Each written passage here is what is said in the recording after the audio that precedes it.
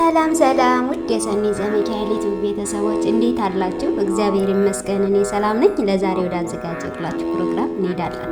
ወደ ፕሮግራሙ ውድ ተከታታዮቻችን በዛሬው ዕለት ደግሞ የምንመለከተው አምስተኛውን ዓለምን ነው።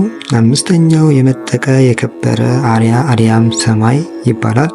በዚህ በአርያም ሰማይ ክልልና ክበብ ውስጥ እንደ ሌሎች ዓለሞች የሚመስልና አብሮ የሚቆጠር ከንቱ ዓለም የለበትም። በአርያም ሰማይ ክልል ውስጥ የእሳት ፈሳሽና ፏፏቴ የሚፈስበት፣ እንደ ውቅያኖስ ባህር ማዕበል የሚገለባበጥበት፣ የእሳት ነበልባል ቅጥር የታጠረበት፣ የነፋሳትና የውሃ ድምፅ የነጎድጓድም ድምፅ የመሰለ የቅዱሳን መላእክት ዜማ የሚሰማበት፣ የብርሃናት አለቆች መላእክት ለእግዚአብሔር ክብር የተሰለፉበት፣ በአንደበት ቃል ሊነገር የማይቻል በምሳሌም ለማስረዳት ወይም ደግሞ ለመግለጽ በመጽሐፍ ሊጻፍ የማይሞከር ድንቅ የግሩም ልዩ ቅዱስ የሆነው የእግዚአብሔር መንበረ ጸባዖት ይገኝበታል።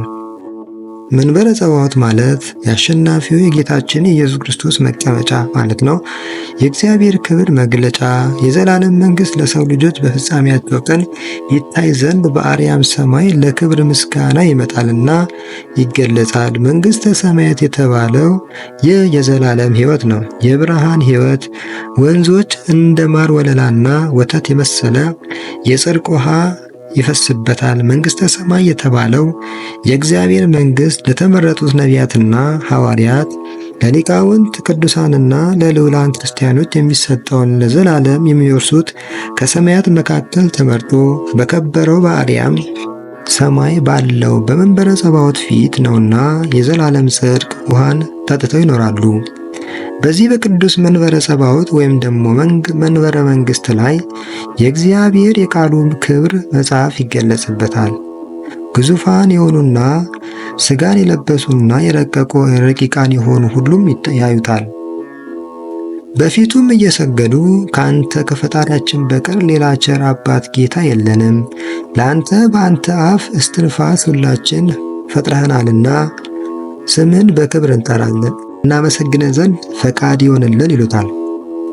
ምሕረቱና ቸርነቱ ለዘላለም እንደሆነ ታውቋልና የአዳም ነገድ የሆኑት ሁሉ እግዚአብሔርን የዘላለም መንግሥት ትምጣልን እያልን የምንጸልየውና በተስፋ የምንጠባበቀው ለተመረጡት ሊቃውንት ቅዱሳንና ለንጹሐን ጻድቃን ለልዑላን ክርስቲያኖች የተዘጋጀውን የእግዚአብሔርን መንግሥት በአርያም ሰማይ መካከል ባለው በመንበረ ጸባዖት በመንበረ መንግሥት ስርና በጽርሐ አርያም ነው። ጽርሐ አርያም ማለት በእግዚአብሔር የተዘጋጀ የአርያም ሰገነት አዳራሽ ማለት ነው። በስሩም የሕይወት ውሃ ይመነጫል። ጽርሐ አርያም እንደ ሌሎች ዓለሞች ሰራዊት ተፈጥረው እንደሚጠፉት ሳይሆን ለዘላለም የሚሆን የሕይወት ዓለም አዳራሽ ነው። ልዩ ስለሆነ ከመቶ አለቆች መካከል አብሮ አይቆጠርም። ሌሎች ዓለሞች ፍጥረቱ ሁሉ ታይቶ ይጠፋባቸዋል። በአርያም ሰማይ ግን የተመረጡት የሚገቡበት እንጂ የሚጠፋበት አይደለም።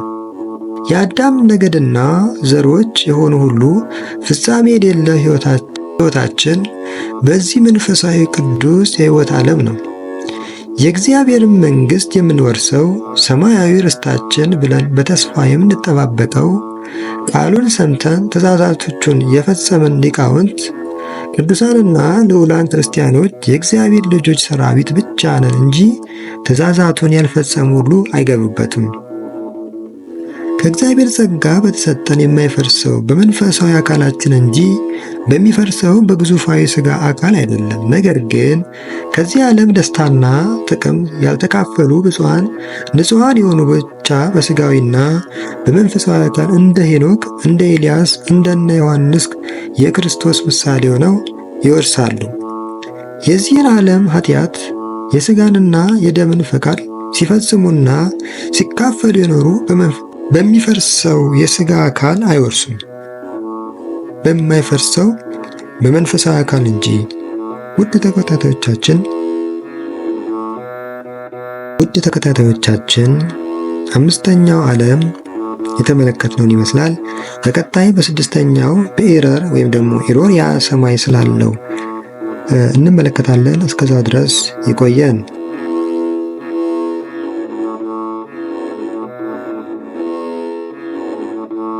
የሰኒ ዘሚካኤል ዩቲዩብ ቤተሰቦች በሌላ ፕሮግራም እስከምንገናኝ ድረስ ሰላም ቆዩልኝ።